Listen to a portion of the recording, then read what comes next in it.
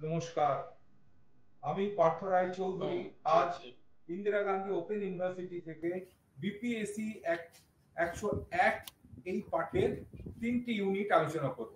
প্রথমে ইউনিট নম্বর 12, তারপরে 13 এবং শেষে 14 নম্বর ইউনিট। প্রথমে আমরা জনপছন্দ অ্যাপ্রোচ নিয়ে বা পাবলিক চয়েস অ্যাপ্রোচ নিয়ে আলোচনা করব। মাঝখানে আমরা যাব পাবলিক ইন্টারেস্ট অ্যাপ্রোচ এবং শেষে একদম নিউ পাবলিক ম্যানেজমেন্ট। প্রথমে আমরা চলে আসি একদম পাবলিক চয়েস অ্যাপ্রোচ বা জনপছন্দ ধারণা নিয়ে। তো এখানে 1960 আর 70 দশকে এমন এক পরিস্থিতির উদ্ভব হয়েছিল যখন আমলাতান্ত্রিক শাসন ব্যবস্থা এবং রাষ্ট্রের ভূমিকা গভীরভাবে সমালোচিত হয়েছিল। রাষ্ট্র ঠিকমতো জনসাধারণের উচ্চাশা পূরণ করতে পারছিল না। অত্যধিক সরকারি প্রক্রিয়া পদ্ধতি আর আমলাতন্ত্রের অত্যধিক নিয়ম কানুনের ব্যবস্থা থেকে মুক্তি পেতে অনেক রকম দিশার খোঁজের ব্যবস্থা হয়েছিল। যেমন কি প্রথমে সরকারি ব্যবস্থা থেকে অব্যাহতি পেতে সাংবিধানিক সংস্কার করা, রাজনৈতিক শক্তির বিকেন্দ্রীকরণ বা ডিসেন্ট্রালাইজেশন যে সবগুলো বলছি ইত্যাদির ব্যবস্থা করা, এসব ধারণা হয়েছিল। কিন্তু এইরকমই একটা ব্যবস্থা হয়েছিল কি যে পাবলিক চয়েস অ্যাপ্রোচ একটা ধারণার সৃষ্টি হয়েছিল, জনপছন্দ দৃষ্টিভঙ্গি। এই ব্যবস্থাটির মাধ্যমে কি সরকারের দক্ষতা বৃদ্ধির তত্ত্ব আমদানি করা হয়েছিল অর্থনীতি থেকে।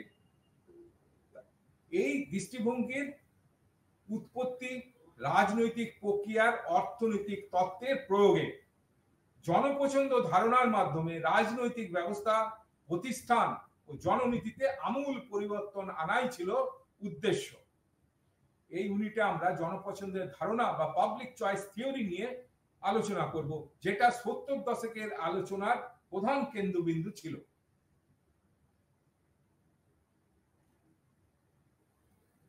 জনপছন্দ তত্ত্ব বা পাবলিক চয়েস থিওরি জনপ্রশাসনের উন্নতির জন্য যথেষ্ট অবদান রেখে গেছে।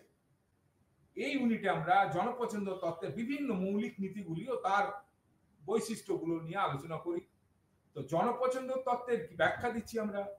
পিসিএ বা জনপছন্দ ধারণা শব্দটির উৎপত্তি হয়েছিল 60-এর দশকের শেষ দিকে এবং জনপ্রশাসনের প্রাধান্য লাভ করেছিল 70-এর দশকে। ভিনসেন্ট অস্ট্রম, যিনি এই ধারণাটির অগ্রগামীদের মধ্যে একজন, তিনি ধারণাটিকে জনপ্রশাসনে প্রচলিত করতে আগ্রহী ছিলেন। তিনি এই বলে ব্যাখ্যা দিয়েছিলেন যে জনপ্রশাসনের তাত্ত্বিকরা এই তত্ত্বকে আমলাতান্ত্রিকতার বিপক্ষে ব্যবহার করতে যেন উৎসাহিত হন। আগেই আমরা বলেছি যে পিসিএ বা জনপছন্দ তত্ত্বটি অর্থনীতি থেকে আমদানি করা, এবং এটা কোথায় তত্ত্বটা, এটা এখন আমরা এখানে আমরা প্রয়োগ করছি। জনপছন্দ তত্ত্বটি যেটি রাজনৈতিক ব্যবস্থা, প্রতিষ্ঠান ও রাজনীতির অধ্যয়নে সাহায্য করে। জনপছন্দ বিষয়টিও সেই রকম রাষ্ট্রবিজ্ঞানে পাঠ্যেও সাহায্য করে। রাষ্ট্রের তন্ত্র, প্রতিষ্ঠান এবং জননীতি, যেখানে অর্থনীতির নীতি প্রয়োগ করা হয় তখন তার কেন্দ্রবিন্দু সরে আসে দক্ষতার যৌক্তিকতাতে। আর ডেনিস ব্ল্যাক যিনি পিসিএ কে মানে ব্যাখ্যা করেছে, সংজ্ঞায়িত করেছিলেন এই বলে যে এটি হলো বাজার বহির্ভূত সিদ্ধান্ত গ্রহণের অধ্যয়ন, বা অন্যভাবে বললে রাষ্ট্রবিজ্ঞানে অর্থনীতির প্রয়োগ। জনপছন্দ তত্ত্বের সাবজেক্ট ম্যাটার সেই রাষ্ট্রবিজ্ঞান, রাষ্ট্রের তত্ত্ব, ভোটারদের আচরণ, ভোটের নিয়ম কানুন, দলীয় রাজনীতি, আমলাতন্ত্র, এই সব। তো পিসিএ এর পদ্ধতি বিশ্লেষণ কিন্তু অর্থনীতির, এটা যেমন গভীরে যায় তখন এটা এক সাধারণ আমলার বিচার বিবেচনায় অনুসরণ করে এবং এই তত্ত্ব গঠন করে। আসলে জনপছন্দ দৃষ্টিভঙ্গিটি গণতান্ত্রিক প্রশাসনের ব্যাপারে আগ্রহী। গণতান্ত্রিক প্রশাসন হলো কি, যে জনসাধারণ যা চায় তার ব্যবস্থা করে। জনপছন্দের প্রবক্তারা হরেক প্রমুখের দৃষ্টিভঙ্গি অনুসরণ করলেও, হায়েক প্রমুখের দৃষ্টিভঙ্গি অনুসরণ করলেও হায়েকের স্বতঃস্ফূর্ত ধারণার বর্জন করেছে। তারা মনে করে যে ব্যক্তির আচরণ ও কার্যবলীর প্রেক্ষিতেই সমাজ রাষ্ট্র প্রভৃতিকে যথাযথভাবে উপলব্ধি করা যায়। তারা ব্যক্তিকে আত্মকেন্দ্রিক, সর্বাধিক উপযোগিতা বৃদ্ধিকারী, যেটাকে আমরা বলছি ইউটিলিটি ম্যাক্সিমাইজার, বা যুক্তিবাদী ও আত্মস্বার্থ রক্ষাকারী হিসাবে চিহ্নিত করেছেন। এই সব বৈশিষ্ট্য রাজনৈতিক কর্মকর্তাদের, মানে পলিটিক্যাল অ্যাক্টর যাদেরকে আমরা বলছি, আচরণে বিশেষভাবে প্রতিফলিত হয়। গর্ডন টুলক তার ভোট মোটিভ 1976 নামক তার গ্রন্থে বলেছেন কি, যে ভোটদাতাদের আচরণের সঙ্গে ক্রেতা ও ভোক্তা এবং রাজনীতিবিদদের আচরণের সঙ্গে বিক্রেতা বা উৎপাদকের আচরণের কম্পারিশন করেছেন রয়েছে বলে উনি মনে করেন। গণপছন্দ নীতির প্রবক্তারা বাজারের ভারসাম্য রক্ষা সংক্রান্ত অর্থনৈতিক তত্ত্বকে অনুসরণ করে উদারনৈতিক গণতন্ত্রের একটি অভিজ্ঞতা ভিত্তিক ভারসাম্যের তত্ত্ব প্রচার করেছেন। তো এই তত্ত্বের মূল কথা কি হলো, যে বাজারে ভারসাম্য রক্ষার প্রক্রিয়ার মতো গণতন্ত্রও হলো আসলে সরকারকে নির্বাচন করা ও তাকে ক্ষমতায় প্রতিষ্ঠিত করার একটি প্রক্রিয়া। গণতন্ত্রে ক্রয় বিক্রয় হলো কি রাজনৈতিক কর্মসূচি। আর তুলক ও বুকানান মনে করেছিলেন কি, যে গণতন্ত্রে অন্য সকলের মতো আমলারাও নিজেদের সর্বোচ্চ বিকাশ ঘটাতে তৎপর থাকে এবং প্রতিযোগিতার অভাবে এক সময় তাদের একচেটিয়া প্রাধান্য প্রতিষ্ঠিত হয়। বুকানন তার লিমিটস অফ লিবার্টি 1975 ও ফ্রিডম ইন কনস্টিটিউশনাল কন্ট্রাক্ট 1977 এই দুটো গ্রন্থে তিনি অভিমত ব্যক্ত করেছেন যে রাজনৈতিক প্রতিষ্ঠানগুলোকে এমন ভাবে গড়ে তুলতে হবে যাতে করে রাজনৈতিক ও আমলাদের কার্যবলী যথেষ্ট সীমাবদ্ধ থাকে, লিমিটেড থাকে, এবং ওইসব প্রতিষ্ঠানের মধ্যে ব্যক্তিগত পছন্দ যথাযথ প্রতিফলিত যেন হয়। তিনি নৈতিকতার পরিবর্তে কি সামাজিক সিদ্ধান্ত গ্রহণ পদ্ধতি অনুসরণের মাধ্যমে সরকারকে সীমাবদ্ধ করার উপর বিশেষ গুরুত্ব আরোপ করেছিলেন, লিমিট করার জন্য সরকারকে।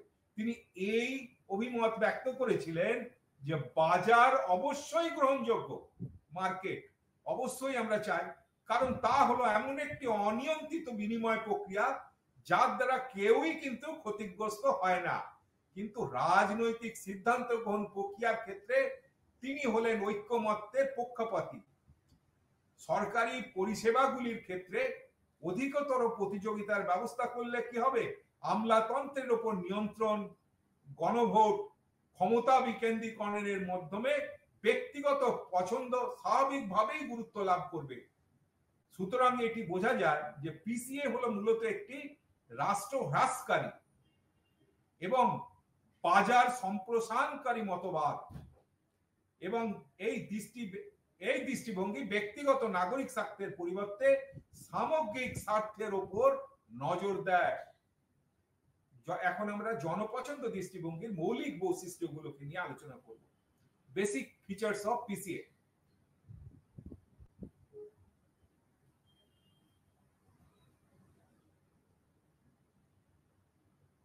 আচ্ছা, জনপছন্দ দৃষ্টিভঙ্গির পদ্ধতিগত ভিত্তি মানে মেথোডোলজিক্যাল বেসিস মূলত তিনটি। প্রথমটা কি, নোশনস অফ রেশনালিটি। জনপছন্দ দৃষ্টিভঙ্গিতে যৌক্তিকতার ধারণাটিকে মৌলিক ভিত্তি হিসাবে বিবেচনা করা হয়, আর এটি রাজনৈতিক অভিনেতাদের মানে অ্যাক্টরদের, পলিটিক্যাল অ্যাক্টরদের সহজাতভাবে যুক্তিসঙ্গত বলে মনে করা হয়। এটি আমরা আগেই আলোচনা করেছি। দ্বিতীয়টি কি হলো, পদ্ধতিগত ব্যক্তিত্ববাদ, যেটাকে আমরা কি বলছি, মেথোডোলজিক্যাল ইন্ডিভিজুয়ালিজম। এই মেথোডোলজিক্যাল ইন্ডিভিজুয়ালিজম শব্দটি প্রথম ব্যবহার করেছিলেন জোসেফ শুম্পেটার। এটি সমাজকে এক জীব হিসাবে ধরে, মানে ভাবে ধরাকে প্রত্যাখ্যান করে, মানে যেটা আমরা সোশিওলজিতে বলি জীব হিসাবে আমরা কল্পনা করি, সেটাকে এরা কিন্তু শুম্পেটার বলছে যে এটি সমাজকে এক জীব হিসাবে আমরা ধরবো না, আমরা প্রত্যাখ্যান করছি, এবং একটি সামগ্রিক দৃষ্টিভঙ্গি হিসাবে ভাবাকে বিভ্রান্তিকর বলে মনে করছি। তাই জনপছন্দ তত্ত্ব যুক্তি দেয় যে সমষ্টিগত সত্তা বা গোষ্ঠীগুলি অধ্যয়ন করার সময়ও ব্যক্তিকে বিশ্লেষণের এবং সিদ্ধান্ত গ্রহণের মৌলিক একক হিসাবে ধরা উচিত। হোল হিসাবে না ধরে ব্যক্তিকে একক হিসাবে সিদ্ধান্ত গ্রহণ করা উচিত। এখানে গোষ্ঠী বা সংগঠন বা সমাজ ইত্যাদিকে একক ব্যক্তিদের যোগফল হিসাবে ধরা হয়, সাম টোটাল। যদিও অন্যান্য আরো সব দৃষ্টিভঙ্গিগুলোতে গ্রুপের সিদ্ধান্ত গ্রহণ করা হয়, কিন্তু জনপছন্দ দৃষ্টিভঙ্গি গ্রুপ সিদ্ধান্ত গ্রহণকে মান্যতা দেয় না। 3 নম্বর, রাজনীতি একটি বিনিময়, পলিটিক্স অ্যাজ এক্সচেঞ্জ। রাজনীতি একটি বিনিময়, মানে পলিটিক্স অ্যাজ এক্সচেঞ্জ।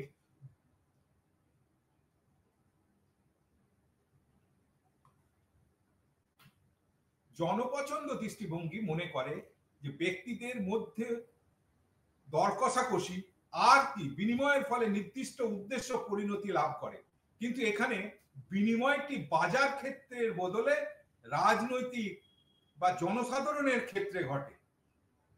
যদিও এখানে বিনিময় আপেলের পরিবর্তে কমলা লেবু সেরকম কিছু নয়, এক্ষেত্রে কি বিনিময় ঘটে রাজনৈতিক প্রেক্ষাপটে বিভিন্ন অভিনেতা বা অ্যাক্টরদের বা প্লেয়ারদের দ্বারা। উভয়ে নিজেদের মধ্যে পারস্পরিক সুবিধা লাভের তাগিদে কি করে, কর্পোরেট বা পার্টি ফান্ডে চাঁদা দেয়, এই আশায় যে পার্টি যখন মানে সত্তায় আসবে তখন সেই পার্টির সরকার তাদের দেখাশোনা করবে। এই ধরনের বাণিজ্যে প্রতিটি অংশগ্রহণকারী পার্টিসিপেন্ট সব সুবিধা সুরক্ষিত করবার চেষ্টা করে, যার ফলে কি হবে, তার নিজস্ব সম্পদ বিনিময়ের প্রয়োজনীয়তা হ্রাস পায়।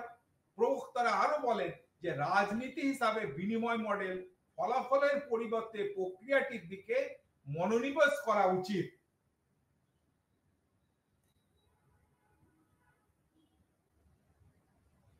এই সব প্রস্তাবগুলি জনসাধারণের পণ্য পরিষেবা সরবরাহের ক্ষেত্রে প্রাতিষ্ঠানিক বহুত্ববাদ বা ইনস্টিটিউশনাল প্লুরালিজমের একটি অতিরিক্ত এবং গুরুত্বপূর্ণ তত্ত্বকে প্রতিষ্ঠা করে। তো এই পদ্ধতিতে জোর দেওয়া হয় কি, যে বিভিন্ন পণ্য পরিষেবা প্রদানের ক্ষেত্রে বিভিন্ন প্রাতিষ্ঠানিক ব্যবস্থার প্রয়োজন হবে। সুতরাং এই পদ্ধতিটি আমলাতান্ত্রিক কাজ কর্ম বা সরকারকে যে প্রাতিষ্ঠানিক দুর্বলতা সৃষ্টি হয় তা তাড়ানো সম্ভব হয়, এড়ানো সম্ভব হবে। যখন অনেক প্রতিষ্ঠান থাকে তখন কি করে, মানুষ ভিন্ন ধরনের প্রতিষ্ঠান থেকে তাদের পছন্দটি বেছে নিতে পারে উপভোক্তার পছন্দ হিসাবে, কনজিউমার প্রিফারেন্স এই ধারণাতে। এই ব্যাপারটি কিন্তু রাষ্ট্রের একচেটিয়া আধিপত্য কমিয়ে ফেলে। তো ভারতীয় রেল এমন এক ব্যবস্থা যা এখন একচেটিয়া আধিপত্য কায়েম করে, যদিও এখন তারা ভিন্ন ভিন্ন উপায় গ্রহণ করে যাতে জনসাধারণ ইনস্টিটিউশনাল প্লুরালিজমের একটা অন্ততপক্ষে স্বাদ পেতে পারে, সেই রকম কিন্তু অনেক ব্যবস্থা নিচ্ছে। রেলওয়েকে পাবলিক সার্ভিস হিসাবে ধরেও আমরা এই কথাটা বলতে পারি। জনপছন্দ দৃষ্টিভঙ্গির এবারে আমরা বৈশিষ্ট্য বা ফিচার গুলো কি সেগুলো নিয়ে আলোচনা করব। আগের আলোচনা থেকে এটা আমরা স্পষ্ট যে জনপছন্দ দৃষ্টিভঙ্গি সব সময় জনগণকে কনজিউমার হিসাবে বেশি বেশি পছন্দ বাঁচতে সাহায্য করে, আর এটি সরকারকেও প্রাতিষ্ঠানিক পছন্দগুলির বহুত্ব সরবরাহ করতে উৎসাহিত করে। তারা বলে যে প্রাতিষ্ঠানিক পছন্দগুলো যাতে আরো বিভিন্ন দেশে ছড়িয়ে দেওয়া যায়, সেখান থেকে যাতে পাবলিক চয়েস করতে পারে তার ব্যবস্থা করা হোক। জনপছন্দ দৃষ্টিভঙ্গি প্রতিযোগিতামূলক বাজারকে উৎসাহিত করে এবং কি এই বলে যুক্তি দেয় যে আমলাতান্ত্রিক যদি পরিষেবা সরবরাহের একচেটিয়া দায়িত্বে থাকে তাহলে কি হবে, তাহলে সেখানে অতিরিক্ত সরবরাহ দেখা দেবে, ফ্লাড করে দেবে সব জিনিসপত্র, এবং পরিণামটা কিন্তু অদক্ষতা, তারপরে সেখানে লাভ ক্ষতির কিচ্ছু লাভ কিন্তু সেখানে হবে না। সরবরাহকারী হিসাবে রাষ্ট্রের একচেটিয়া রাজত্ব ভেঙে ফেলে অনেক সরবরাহকারী অংশগ্রহণের প্রবর্তনের মাধ্যমে ভিন্ন ভিন্ন পছন্দের বন্দোবস্ত করা খুবই দরকার।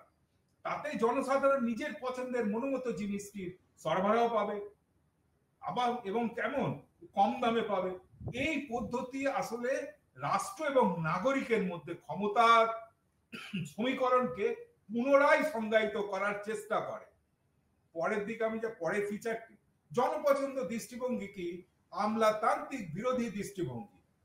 এখানে আমলাতন্ত্রকে একটি মন্দ ব্যবস্থা হিসাবে ধরা হয়, কারণ তাদের স্বার্থপরতার জন্য তার নিজের স্বার্থকে বড় করে দেখে জনসাধারণের স্বার্থের তুলনায়। এটি একটি আমলাতান্ত্রিক মডেলের ক্রিটিক বা সমালোচনা হিসাবে ধরা হয় কাকে? এই জনপছন্দ পিসিএ কে, তত্ত্বকে। এখানে ধরে নেওয়া হয় যে স্বসন্ধানী মানে সেলফ সিকিং প্রশাসক বা আমলা এবং ভোট সর্বস্ব রাজনীতিবিদরা জনস্বার্থে কাজ করার পরিবর্তে তাদের নিজেদের সুবিধার জন্য পণ্য এবং পরিষেবা উৎপন্ন করে। পরেরটা, জনপছন্দ দৃষ্টিভঙ্গি জনসাধারণকে পণ্য সেবা সরবরাহের নিয়মগুলিতে প্রাতিষ্ঠানিক বহুত্ববাদকে উৎসাহিত করে। কি জিনিসটাতে? ইনস্টিটিউশনাল প্লুরালিজমকে উৎসাহিত করে। ভোক্তাদের পছন্দের ভিত্তিতে সরকার এবং সরকারি সংস্থাগুলির বহুত্ব সমর্থন করা হয়। এটি জনসাধারণের পরিষেবা সরবরাহের সমস্যা সমাধানে অর্থনৈতিক যুক্তি প্রয়োগ করতে সাহায্য করে। এই ব্যবস্থাটি একটি বিভিন্ন গণতান্ত্রিক সিদ্ধান্ত গ্রহণ কেন্দ্র। বিকেন্দ্রীকরণ আর কি প্রশাসনে জনপ্রিয় অংশগ্রহণ হিসাবে মানা হয়। এটি বিভিন্ন সরকারি সংস্থাগুলির মধ্যে প্রতিযোগিতা এবং প্রচারের সুযোগ করে দেয়। জনসাধারণকে কি বিভিন্ন সংস্থার পণ্যের মান, পরিষেবার মূল্য ইত্যাদি কি অবহিত করে এবং তা পছন্দ বৃদ্ধিতে সাহায্য করে। এটি আবার জনসাধারণের পণ্য পরিষেবার সরবরাহের ক্ষেত্রে আরো প্রতিযোগিতাকে উৎসাহিত করে। আবার এটি অপচয় কমাতে আর বেসরকারীকরণ বা চুক্তির উপরে জোর দেয়। কন্ট্রাক্ট সার্ভিস, বেসরকারি ডিন্যাশনালাইজেশন। এটি পাবলিক পরিষেবাগুলির প্রাপ্যতা সম্পর্কে জনসাধারণের সুবিধার জন্য তথ্য প্রচারকে, ইনফরমেশন ডিসেমিনেশন, তাই প্রচারটাকে অগ্রাধিকার দেয় এবং কি প্রতিযোগিতামূলক ভিত্তিতে এবং ব্যয়ে কেমন ভাবে সরবরাহ করা হবে তা অবহিত করে জনসাধারণকে এবং এ ব্যাপারে উৎসাহিত করে সরকারকে।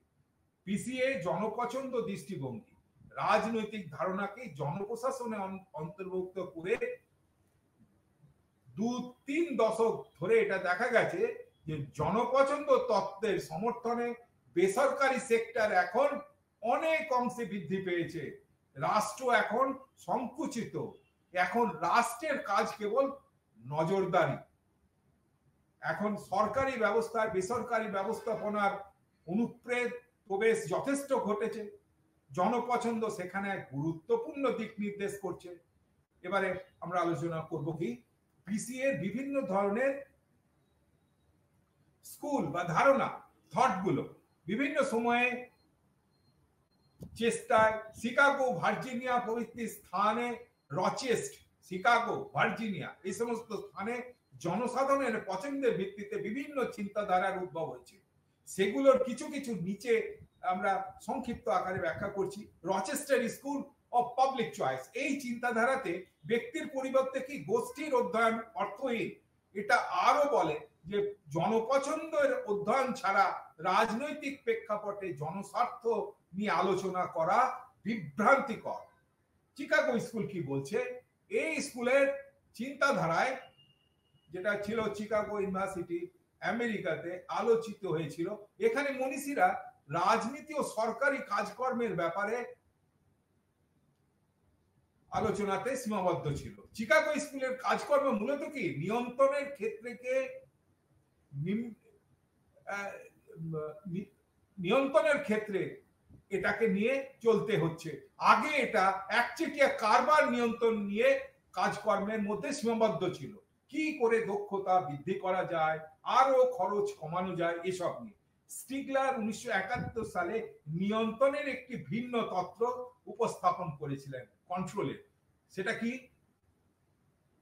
এখানে রাষ্ট্র দ্বারা যারা নিয়ন্ত্রিত হয় তারাই একসময় রাষ্ট্রের নিয়ন্ত্রণে যুক্ত বা তার প্রক্রিয়াগুলো একদম দখল করে ফেলে।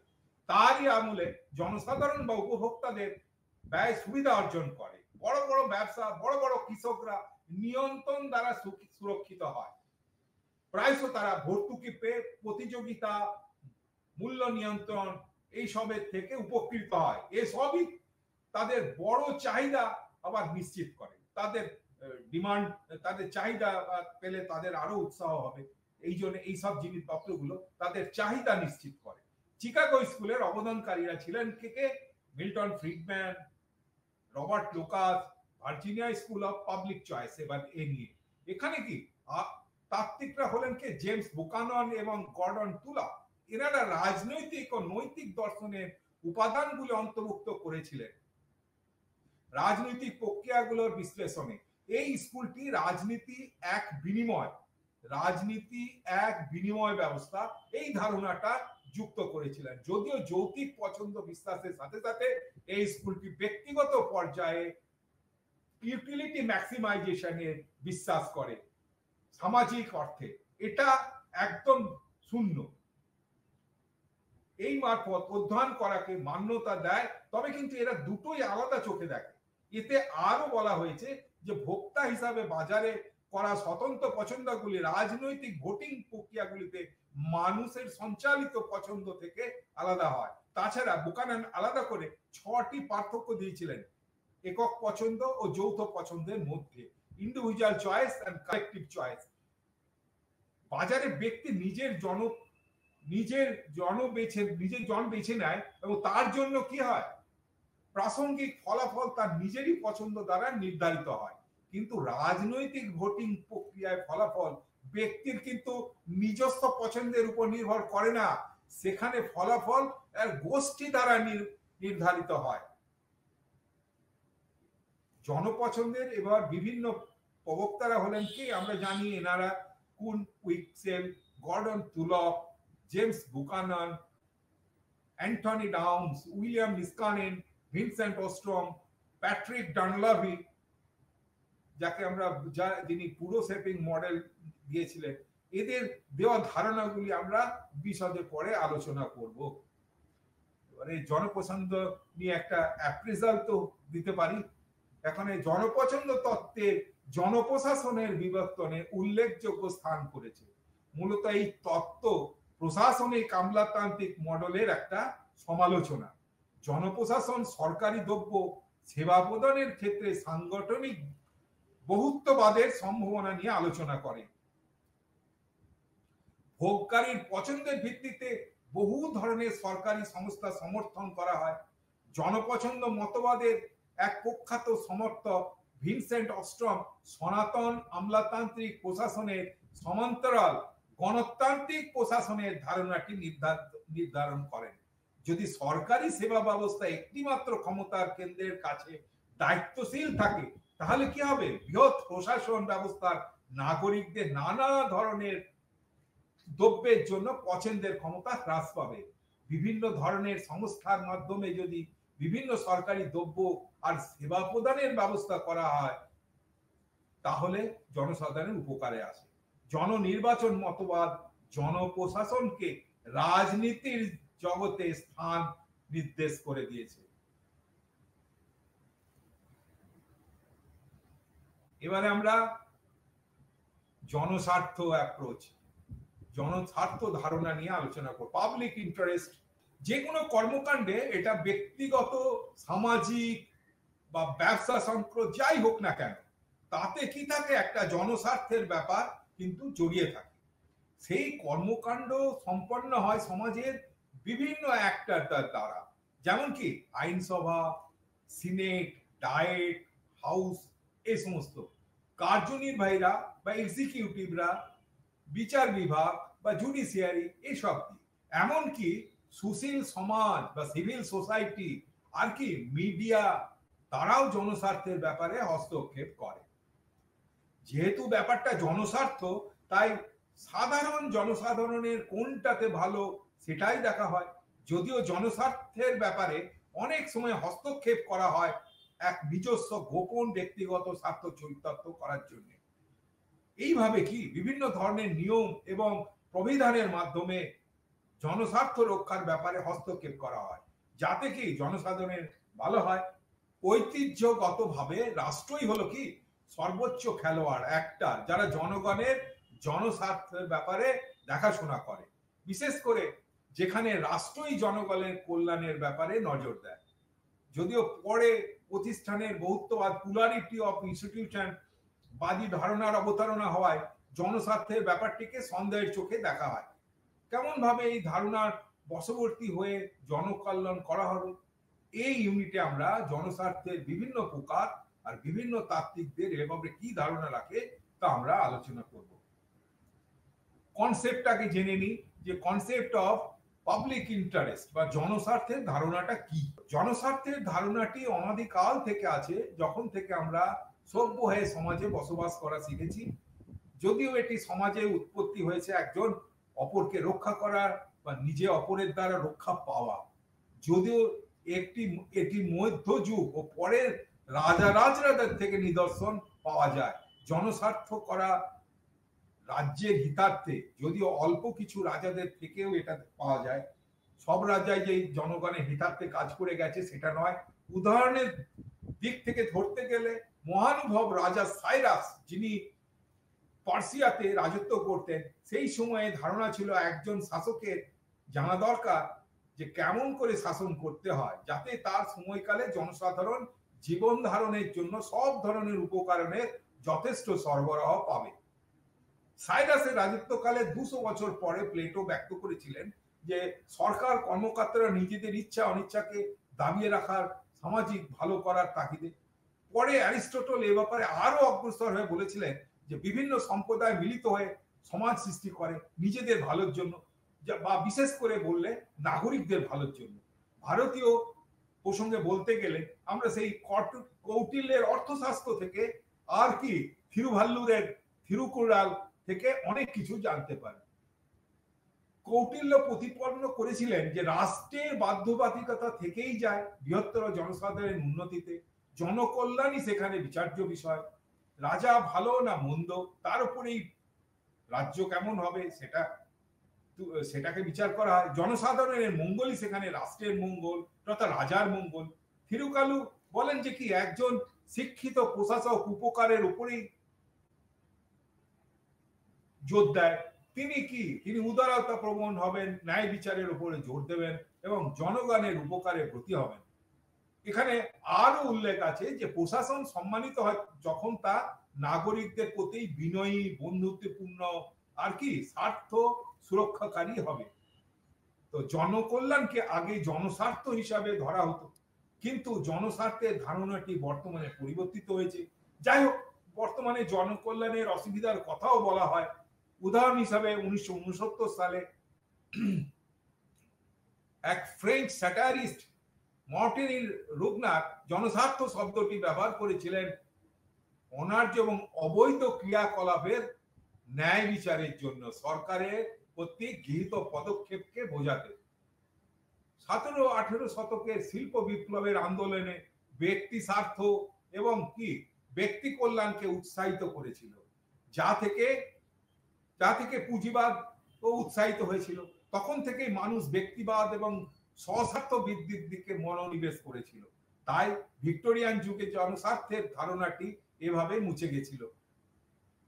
সমসাময়িক কালেও জনস্বার্থের ধারণাটি হালকা হয়ে গেছে, বিশেষ করে আধুনিক জনপ্রশাসনের ধারণাটিতে, যেটাকে আমরা নিউ পাবলিক ম্যানেজমেন্ট বা নবজন ব্যবস্থাপন বলে পরিচিত। সেখানে প্রাইভেট সেক্টরের ধারণাগুলিকে পাবলিক সেক্টরে সরকারি ব্যবস্থায় ব্যবহার করা হয়।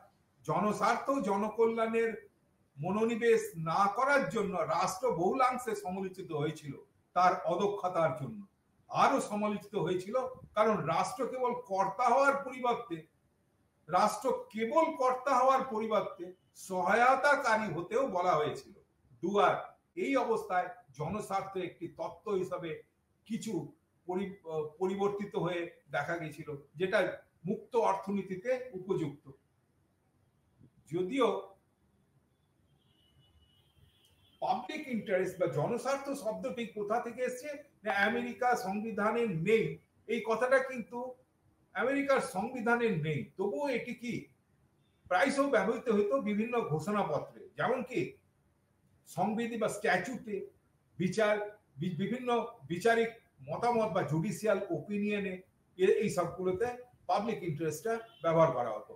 জনপ্রশাসনের মূল লক্ষ্য হলো কি জনস্বার্থ রক্ষা, আর মূল নীতি হলো দক্ষতা আর মিতব্যয়িতা।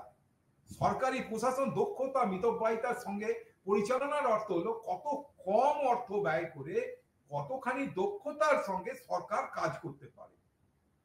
এদিক থেকে দেখলে দক্ষতার দৃষ্টিভঙ্গি আর অপরের দিকে গড়ে উঠেছে সরকারি প্রশাসনের নৈতিক দৃষ্টিভঙ্গি। সরকারের এক সার্বজনীন চরিত্র আছে, মানুষের কোনো প্রভেদ না করে জনকল্যাণ সাধন করাই লক্ষ্য। সরকারি কার্যকলাপে দক্ষতার সঙ্গে নৈতিকতার একটা যোগসূত্র থাকে। এই সব ধারণার পরিপ্রেক্ষিতে জনপ্রশাসনের কাজে জনস্বার্থের মতবাদ গড়ে উঠেছে। জনস্বার্থ রক্ষার জন্য উদ্বেগের অনেক কারণ আছে। আমলারা হলো ক্ষমতাসীন গোষ্ঠী, তারা নিজের সাথে অথবা প্রভাবশালী স্বার্থ গোষ্ঠীর চাপে পড়ে সিদ্ধান্ত গ্রহণ করলে জনস্বার্থ বিপন্ন হবে। দ্বিতীয়ত কি আমলাতন্ত্র হলো একটি কি মস্তিষ্কহীন যন্ত্র, মাইন্ডলেস মেশিন, যা কি সিদ্ধান্তগুলিকে যান্ত্রিক পদ্ধতিতে কার্যকরী করে। নিয়ম নিগড়ে যান্ত্রিক পদ্ধতিতে কার্যকর করে, নিয়ম নিগড়ে বাঁধা প্রশাসনকে পরিচ্ছন্ন মনে হলেও তা যে বৃহত্তর জনস্বার্থ পূরণ করবে এমন কোনো নিশ্চয়তা নেই।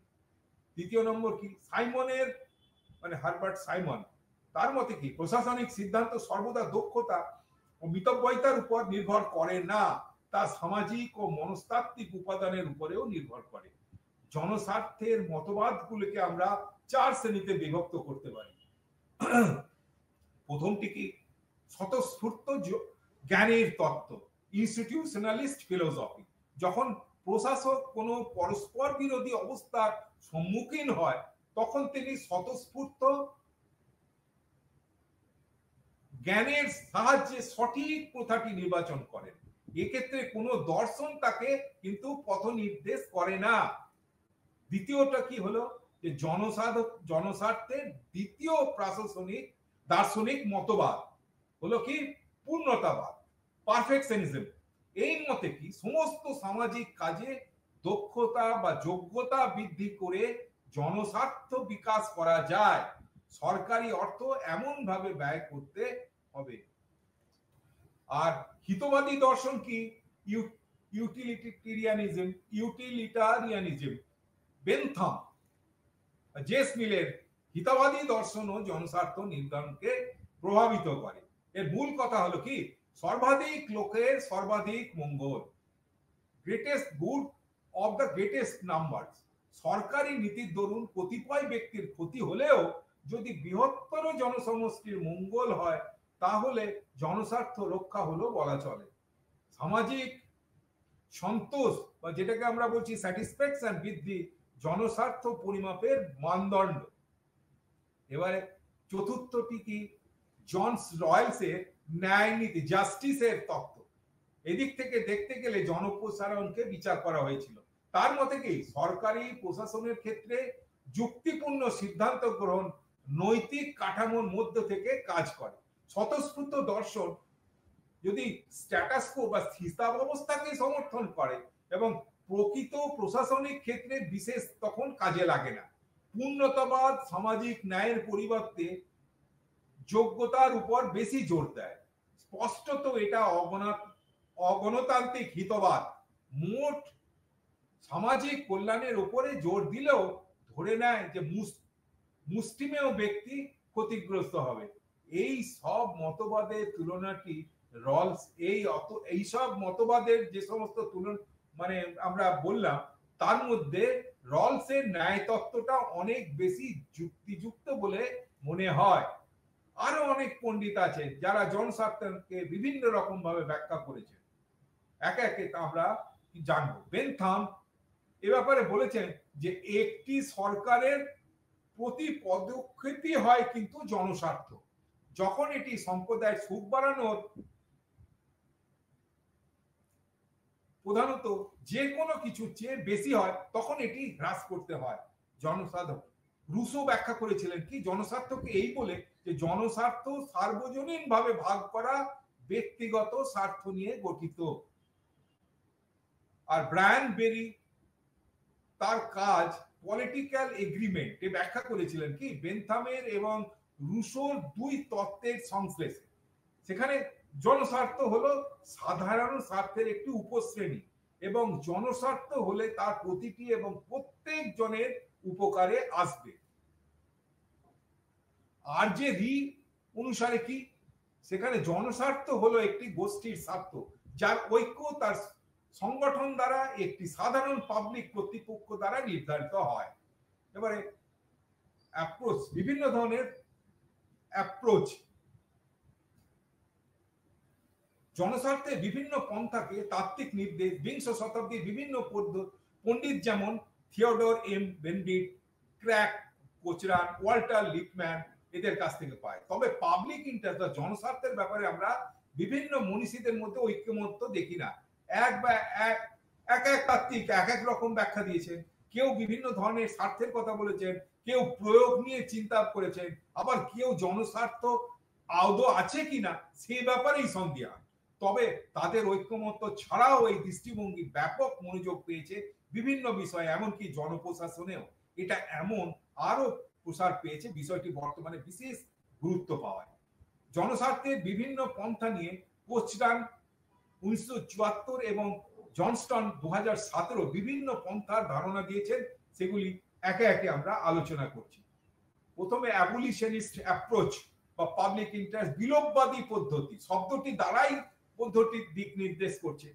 বোজম্যান, কোচরান, ব্লেন্ডার, এস সুবার্ট, ফ্র্যাঙ্ক কুর্ফ প্রভৃতি মনে করতেন কি জনস্বার্থের কোনো অস্তিত্ব নেই এবং পদ্ধতিটি বাতিল করতে চেয়েছিলেন, কারণ এর বৈজ্ঞানিক যুক্তি না থাকার কারণে। তাই জনস্বার্থ বাতিল করতে চেয়েছিলেন এবং একমাত্র ব্যক্তিগত স্বার্থই জড়িত থাকে সেখানে, এই বলে বাতিল করতে চেয়েছিলেন। আর নরমাটিভ থিওরিতে কি বলছে যে জনস্বার্থের আদর্শিক তত্ত্ব, জননীতিতে জনস্বার্থ জড়িত থাকে। এই পদ্ধতিটি জননীতি বিশ্লেষণে ব্যবহার করা হয়, পাবলিক পলিসি অ্যানালিসিসে ব্যবহার করা হয়, যখন কি নৈতিকতার মান মাপা হয়। পদ্ধতি তাত্ত্বিকরা ছিলেন ক্যাসেনিলি, হারবার্ট এন স্নেইডার এবং কি ওয়াল্টার লিপম্যান। এই পদ্ধতির মূল ভিত্তি হলো কি কমন গুডের ধারণা, এটিকে আদর্শ হিসাবে ধারণা দেয় এবং সমগ্র সম্প্রদায়ের পক্ষে ভালোর জন্য এক দিক নির্দেশ করে। এই পদ্ধতিটি বলে যে জননীতিকে আদর্শিক হিসাবে মাপতে হবে, যেখানে নীতিকে মাপা হয় কত বেশি পরিমাণ কমন গুড তৈরি হবে প্রাইভেট গুডের তুলনায়। পরের কি কনসেনসুয়ালিস্ট কমিউনিটারিয়ান অ্যাপ্রোচ, যেখানে সম্মতিবাদ বা সাম্প্রদায়িকতাবাদ, সেটা জনসনের দেওয়া এই তত্ত্বে কি সংখ্যাগরিষ্ঠের স্বার্থ বা আলোচনার মাধ্যমে প্রতিষ্ঠিত ঐক্যমত্যের উপর ভিত্তি করে গঠিত। অ্যান্থনি ডাউন্স 1962 সালে ন্যূনতম ঐক্যমতের ধারণাটি প্রস্তাব করেন, যেটি একটি গণতান্ত্রিক সমাজের জন্য প্রয়োজনীয়।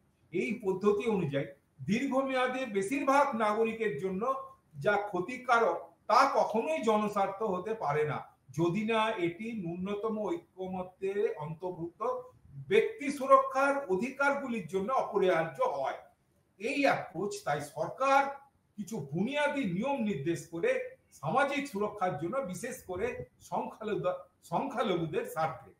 এবারে প্রসেস থিওরিতে তত্ত্বগুলি তাত্ত্বিকদের দ্বারা তৈরি, যারা রাজনীতির মাধ্যমে জনস্বার্থকে সংজ্ঞায়িত করেন এবং তার মাধ্যমেই জননীতি তৈরি করেন। এই টাইপোলজি অনুসারে 3টি জনস্বার্থ তত্ত্ব আছে, সেগুলির প্রতিটি জনস্বার্থ নির্দেশ করে এবং বিশেষ করে সেগুলির আপোষ এবং সম্মতিতে তৈরি হয়। এই প্রাথমিক ধারণাগুলি হলো এত কম স্বার্থ দেখে জনপ্রতির তুলনায় একটি স্বার্থ দেখে কতজনকে, এরকম ভাবে তুলনা করে।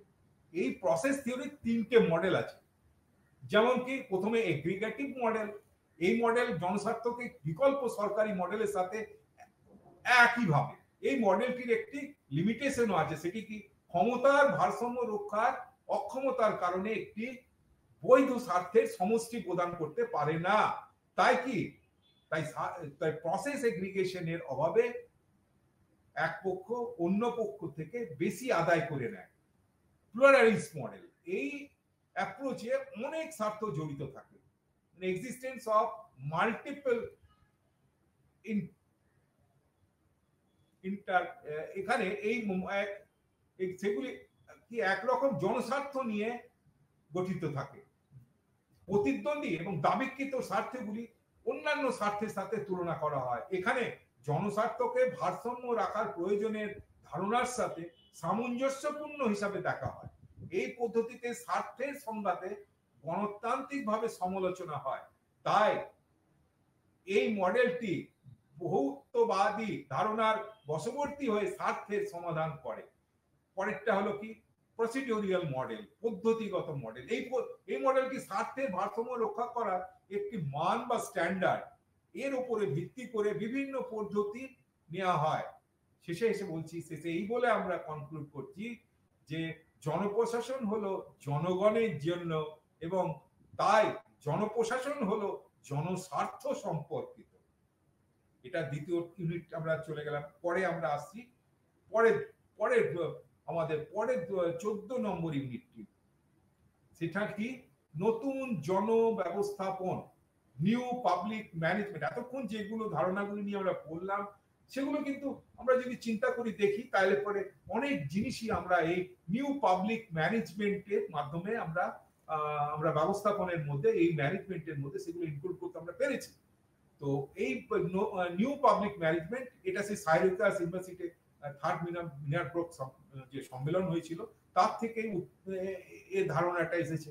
1980 সাল এবং 90-এর দশকে কি তখন উন্নত রাষ্ট্রগুলি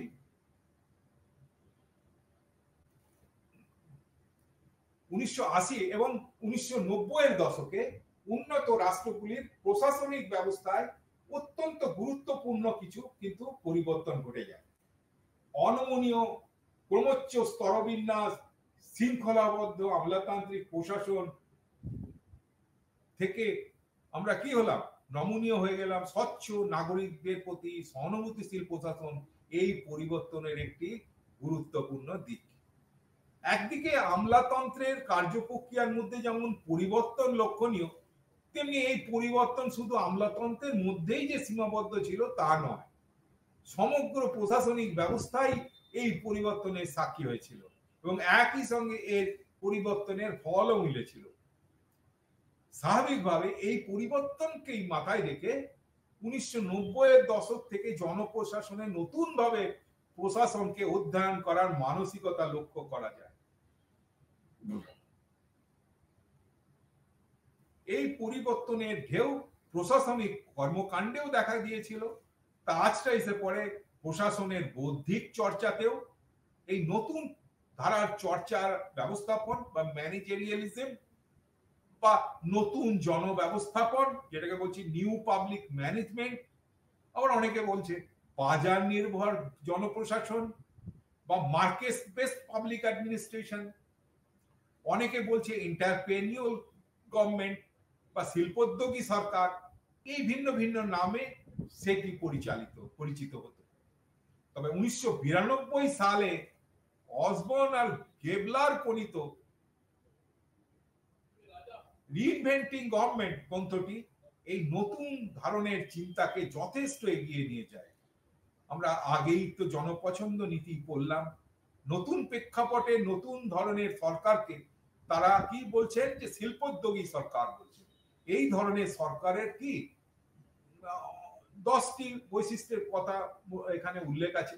প্রথমটা কি, নাগরিকরা যাতে বিভিন্ন সূত্র থেকে পণ্য বা পরিষেবা লাভ করতে পারে সেই দিকে এই ধরনের সরকার দৃষ্টি দেয় এবং সেই বিভিন্ন পণ্য পরিষেবা প্রদানকারী সংস্থাগুলির মধ্যে যাতে সুস্থ প্রতিযোগিতা বজায় থাকে সেই দিকে দৃষ্টি দেয় এই নতুন ধরনের সরকাররা।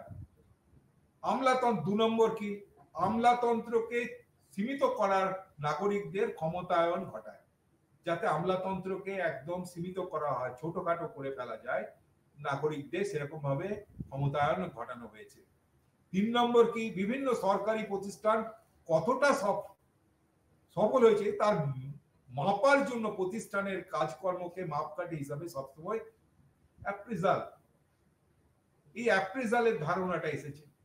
বিভিন্ন সরকারি প্রতিষ্ঠান কত সাফল্য হয়েছে তা মাপার জন্য প্রতিষ্ঠানের কাজকর্মকেই মাপকাঠি হিসাবে গণ্য করা হয়। তাদের সাথে আগে বর্ষ শুরুর আগে একটা ঠিক করে নেয় কি জিনিস করবে, কতটা করে, শেষে তার অ্যাপ্রিজাল করা হয় বছর শেষে। এরকম ভাবে তাদের উন্নতি ঘটানোর চেষ্টা করা হয় বিভিন্ন সরকারি প্রতিষ্ঠানকে। অ্যাপ্রিজাল সিস্টেম এসে গেছে। এই সরকার চতুর্থ নম্বর পয়েন্টটা কি, এই সরকার কি নির্দিষ্ট লক্ষ্যের দ্বারা পরিচালিত হয়। তার মানে তার একটা কোনো টার্গেট থাকবে, আইন কানুনের দ্বারা নয়, টার্গেট নিয়ে চলে সরকার। যে না আইন কানুন ঠিক হবে, এত এই ধরবো এই ধরবো, তা নয়, মানে একটা নির্দিষ্ট লক্ষ্য নিয়ে চলে। 5 নম্বর পয়েন্ট, নাগরিকদের এই সরকার কি দেখে, কি হিসাবে দেখে, ক্রেতা হিসাবে দেখে। বহু ধরনের বিকল্পের পছন্দ, ক্রেতা হিসেবে দেখলে নাগরিক অথচ ক্রেতা। কারণ কি, তুমি আমায় সুবিধা দেবো, তুমি সেখানে বিভিন্ন সরকারি যে সুবিধাটা সেটা বিভিন্ন জায়গা থেকে তুমি পছন্দ নেবে, যেখানে ভালো তুমি সেখানেই নেবে, সেখানেই তুমি পছন্দ ওই জিনিসপত্র নেবে। এই ধরনের একটা বিকল্পের সন্ধান দেয় এই ধরনের সরকার। 6 নম্বর, এই সরকার সমস্যা সমাধানের চেয়ে কিভাবে তার প্রতিকার করা যায় সেদিকে দৃষ্টি দেয়। এই সরকার বিশ্বাস করে যে প্রিভেনশন, মানে আগে থেকেই ঠিক করে নেয় যে প্রিভেন্ট করা হবে, এই নয় যে পরে সে সমাধান করবো, তা না। Prevention is better than cure, এই ধরনের ধারণাকেই এইরকম সরকার নিয়ে চলে। 7 নম্বর পয়েন্ট, কেবলমাত্র ব্যয় না করে কিভাবে অর্থ উপার্জন করা যায় সেদিকে লক্ষ্য দেয় এই সরকার। মানে সবসময় আমি এক্সপেন্ডিচার করছি কিন্তু অর্থ উপার্জন করছি, তাতে আমার বাজেটে আমি কত সাশ্রয় ঘটাতে পারবো সেদিকে আমি আগে যেটা চিন্তা করতাম না, নতুন ধরনের এই ব্যবস্থার মাধ্যমে আমরা সেই দিকটা নিয়ে এসেছি। পরেরটা কি, এই সরকার কর্তৃত্বের বিকেন্দ্রীকরণ হচ্ছে, মানে এক জায়গা থেকে এক লিডার থাকবে না, মানে বিকেন্দ্রীকৃত করা হবে প্রশাসনকে, বিভিন্ন জায়গায় ছড়িয়ে ছিটিয়ে দেওয়া হবে, যে এক জায়গা থেকে যাতে কর্তৃত্ব না থাকে, বিভিন্ন জায়গায় থাকে, তার বিভিন্ন জায়গায় বিকেন্দ্রীকরণ ব্যবস্থা করতে পারা যায়। 9 নম্বর, আমলাতান্ত্রিক নিয়ম কানুন পদ্ধতি প্রক্রিয়ার চেয়ে সরকার বাজারি নিয়ম কানুন পদ্ধতি প্রক্রিয়া বেশি বিশ্বাসী। তার মানে আমলাতন্ত্র কমিয়ে আমরা মার্কেটের যে সমস্ত রুলস সেগুলোকেই আমরা বেশি মানছি। 10 নম্বর পয়েন্ট, নতুন শিল্পোদ্যোগী সরকার সমস্যা সমাধানের জন্য কেবলমাত্র জনপ্রশাসনের উপরেই নির্ভরশীল নয়, পাবলিক অ্যাডমিনিস্ট্রেশনের উপরেই যে নির্ভরশীল করবো, এই আইএস আইপিএস বা সরকারি, এই সরকার কি সামাজিক সমস্যা সমাধানের জন্য সরকারি প্রতিষ্ঠান, বেসরকারি প্রতিষ্ঠান, অসরকারি প্রতিষ্ঠান বা স্বেচ্ছাপ্রতি প্রতিষ্ঠান সকলের উপরে নির্ভর করে। কেবল সরকারি ব্যবস্থাতেই না, সবাইকে নিয়ে চলে, বেসরকারি, সরকারি, স্বেচ্ছাপ্রতি সবাইকে নিয়ে, এবং তাদের সমন্বয়ে সমস্যা সমাধানের চেষ্টা চালায় জনগণের। তাই রিইনভেন্টিং গভর্নমেন্ট গ্রন্থটি প্রকাশিত হবার পর থেকেই আমলাতন্ত্রের ক্ষমতা ছাঁটাই করার বিষয়টি আবার নতুন মাত্রা পায়। ডেভিড অসবর্ন বলেন, বড় সরকার আমাদের প্রয়োজন নেই, আমাদের কি দরকার, আরো ভালো সরকার। বড় দরকার নেই, ছোট হবে অথচ ভালো হবে সেরকম। তিনি আরো বলেন যে সমস্যা সমাধানের হাতিয়ার হিসাবে সরকারের পুনর্গঠন প্রয়োজন। এই নতুন ভাবনা চিন্তা, নতুন ধরনের সরকার নিয়ে আলোচনার ফলে জনপ্রশাসনের আলোচনায় যে নতুন আলোচনার ধারা গড়ে উঠল, সেটি নিউ পাবলিক ম্যানেজমেন্ট নামে পরিচিত। বাংলায় আমরা যাকে বলছি নতুন জনব্যবস্থাপন। নতুন জনব্যবস্থাপনের এবারে ফিচার গুলো বা বৈশিষ্ট্যগুলো কি, সেগুলো আমরা একে একে বলবো। প্রথমেই বলছি, নীতির উপর গুরুত্ব না দিয়ে ব্যবস্থানের উপরে দৃষ্টি দেওয়া। দক্ষতা আর কার্যকারিতা, এফিসিয়েন্সি আর এফেক্টিভনেস এই ব্যবস্থাপনের কি প্রধান বৈশিষ্ট্য। আমলাতন্ত্রকে বিভিন্ন সংস্থায় পুনর্বিন্যাস করা, একই জায়গায় না রেখে বিভিন্ন জায়গায় তাদের ছড়িয়ে দেওয়া। মানে ছড়িয়ে দেওয়া মানে এক জায়গায় কনসেন্ট্রেশন থাকলে তাদের কাজকর্মতে একটা আমলাতান্ত্রিক ব্যবস্থা তৈরি হয়ে যাবে, সেটাকে ভাঙার একটা ছক, আধাবাজারি ব্যবস্থা, সেমি মার্কেট একটা ব্যবস্থা, সেরকম ব্যবস্থা তৈরি করা যাতে, এবং কি কন্ট্রাক্ট চুক্তি ব্যবস্থা প্রবর্তনের মধ্য দিয়ে, এগুলো কেন করছি? প্রতিযোগিতা বৃদ্ধি করার জন্য, একচেটিয়াটাকে হাটিয়ে ফেলা, আর কি ব্যয় সংকোচ করা, আর আয় বৃদ্ধির পথ সুগম করা। মোটামুটি এই চারটের উপরে ধারণা নিয়ে আমাদের নতুন জনব্যবস্থাপন নীতি এগিয়ে গেছে। তো এটা করতে গেলে তো কোনো নীতি নিতে হবে। তো এই ক্ষেত্রে আমরা নিউ পাবলিক ম্যানেজমেন্ট, নব জনব্যবস্থাপনের কিছু একটা প্রভাবটা কিসে আমরা এসেছে, প্রভাবটা আমরা কোনখান থেকে আমরা পাচ্ছি, মানে আমাদের তাত্ত্বিক জ্ঞানটা কোথা থেকে আসছে? নিউ রাইট দর্শন 1900, মানে নিউ রাইট ফিলোসফি যাকে আমরা বলছি, নিউ রাইট ফিলোসফিতে 1950 সালের পর থেকে কল্যাণকামী রাষ্ট্রের ধারণাকে আঘাত করেছে। এর সাথে যে সকল সামাজিক কল্যাণকর কার্যক্রম চলেছে তাদেরও সমালোচনা করতে ছাড়েনি, কিন্তু এটা তারা প্রচারের মধ্যে নিয়ে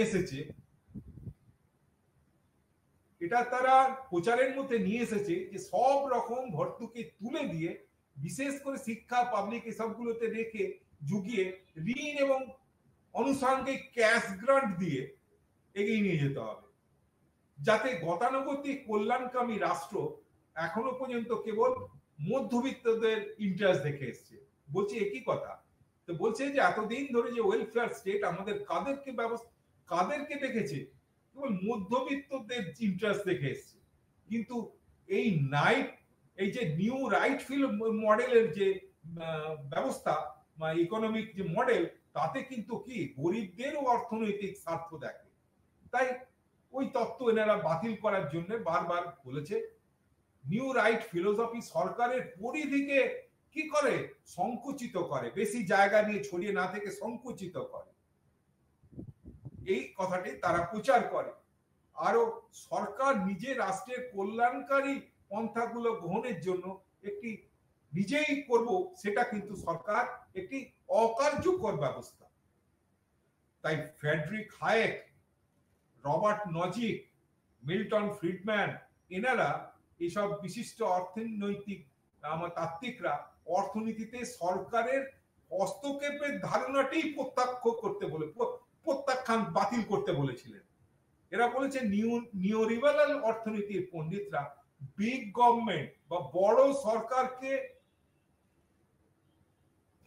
চাননি, তারা কি সমালোচনা করেছিলেন বড় সরকারকে, এবং তারা মুক্ত বাজার, ফ্রি মার্কেট, এই ধারণাটা নিয়ে এসেছিলেন, যেটা কি সমাজের যে অসঙ্গত উপাদানগুলো আছে সেগুলোকে একত্রিত করবে এবং বাজারের উপরে সরকারের হস্তক্ষেপ কমিয়ে ফেলবে এবং মানুষের স্বাধীনতা আর কি সমৃদ্ধি। কারণ কি বাজারের উপরে যদি আমরা সরকার যদি বাজারের উপর হস্তক্ষেপ করে, তাহলে কি হয় যে মানুষের যে স্বাধীনতা আর যে সমৃদ্ধি এগুলো ধ্বংস হয়, সোজা কথা। আর যে সকল নীতিগুলি নিউ পাবলিক ম্যানেজমেন্ট ধারণাতে প্রাধান্য দিয়েছিল সেগুলি আরো আছে। জনপছন্দ তত্ত্ব, জনপছন্দ তত্ত্ব আমরা আলোচনা করলাম। প্রিন্সিপাল এজেন্ট তত্ত্ব, এখানে প্রিন্সিপাল এবং কর্মচারী তাদের তত্ত্ব, তাদের মধ্যে যে দ্বন্দ্ব। তারপরে আছে ট্রানজ্যাকশন কস্ট অ্যাপ্রোচ, যেখানে আমরা ধারণা করি আমাদের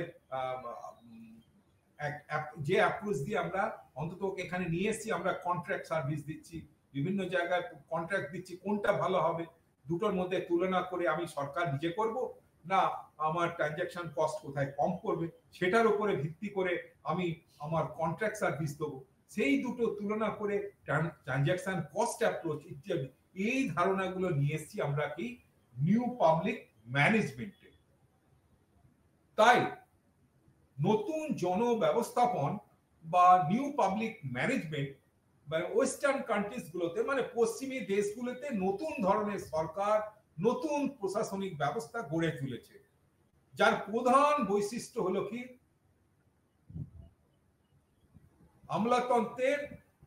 আমলাতন্ত্রের হ্রাসপাত্র অবস্থা আর বেসরকারি স্বেচ্ছাব্রতী প্রতিষ্ঠান প্রশাসনের সঙ্গে সংযুক্তকরণ, পণ্য পরিষেবা প্রদানের ক্ষেত্রে একটা সুস্থ প্রতিযোগিতার সূত্রপাত। এই ধরনের ঘটনা নিউ পাবলিক ম্যানেজমেন্ট করেছে, বিভিন্ন দেশে করেছে, আমাদের দেশেও করছে।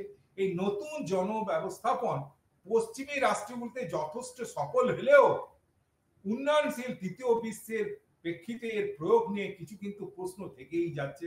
আমলাতন্ত্রের অতিরিক্ত ক্ষমতা বৃদ্ধির প্রতিবাদে নতুন জনব্যবস্থাপন গড়ে উঠেছিল। এর মধ্যে দিয়ে রাষ্ট্র ক্ষমতার সীমিতীকরণ ও বাজারি ব্যবস্থা বৃদ্ধির বিষয়টাও কিন্তু জড়িত। বস্তুত কখন 1980-র দশকে মার্কিন যুক্তরাষ্ট্রের তৎকালীন রাষ্ট্রপতি রোনাল্ড রিগান এর নেতৃত্বে এবং গ্রেট ব্রিটেনের তখন প্রধানমন্ত্রী ছিলেন শ্রীমতী মার্গারেট থ্যাচার, সেই সময় নয়া যে উদারনীতিবাদের যে যাত্রা শুরু হয় তারই প্রশাসনিক প্রতিফলন ঘটেছিল এই কোথাতে, এই নতুন নিউ পাবলিক ম্যানেজমেন্ট। রাষ্ট্রের ক্ষমতা দায়িত্ব ক্রমশ এই নতুন মতবাদের মধ্যে থেকে সংকুচিত হয়ে যাচ্ছিল, সংকুচিত হয়েছে করা হয়, এদেরকে ছেটে ফেলা হয়, রাষ্ট্রের ক্ষমতাটাকে কমিয়ে ফেলা হয়, দায়িত্ব বা নজরদারিতে কেবল ব্যস্ত করা হয় রাষ্ট্রের ক্ষমতাকে। ফলে কি বাজারের শক্তির ক্ষমতা বৃদ্ধি পায়, ওখানে বাজারে যে আমার যে মার্কেট যে ফোর্স সেখানে সরকার হস্তক্ষেপ করে না, সেখানে নিজে থেকেই চলতে দেওয়া হয়, কেবল রেগুলেশনের ব্যাপারটা একটু নজর দেয়। এই নতুন রাজনৈতিক আর অর্থনৈতিক পরিস্থিতিতে এক নতুন জনপ্রশাসনের প্রয়োজন ছিল, যেটা নতুন ব্যবস্থা নিউ পাবলিক ম্যানেজমেন্ট সেই প্রয়োজনটা মিটিয়েছে। কিন্তু উন্নয়নশীল বা ডেভেলপিং কান্ট্রিগুলোতে, তৃতীয় বিশ্বের রাষ্ট্রগুলোতে রাষ্ট্রকে কিছু কিন্তু গুরুদায়িত্ব পালন করার ব্যাপারটা কিন্তু এখনো থেকে যায়। উদারনীতিকরণ, বাজারি অর্থনীতি, বিশ্বায়নের প্রভাবে উন্নয়নশীল রাষ্ট্রগুলোর উপরেও এসে পড়েছে এবং এখানেও রাষ্ট্রের যে জনকল্যাণমুখী রূপের কিছু পরিবর্তন ঘটেছে। কিন্তু সম্পূর্ণভাবে নয়া উদারনীতিবাদী রাষ্ট্র ও নতুন জনব্যবস্থাপন উন্নয়নশীল রাষ্ট্রগুলোর ক্ষেত্রে কতটা প্রয়োজনীয় সে প্রশ্ন থেকেই যাচ্ছে। হ্যাঁ, তবে কাইডেনের বক্তব্য সমর্থন করে বলা যায় যে নতুন জনব্যবস্থাপন আমলাতন্ত্রের অহেতুক নিয়মানুবর্তিতা, অনিয়মিততা, লাল ফিতের ফাঁস, দীর্ঘসূত্রতা, শ্রোততার হাত থেকে আধুনিক প্রশাসনকে অনেকটাই মুক্ত করতে পেরেছে। নমস্কার।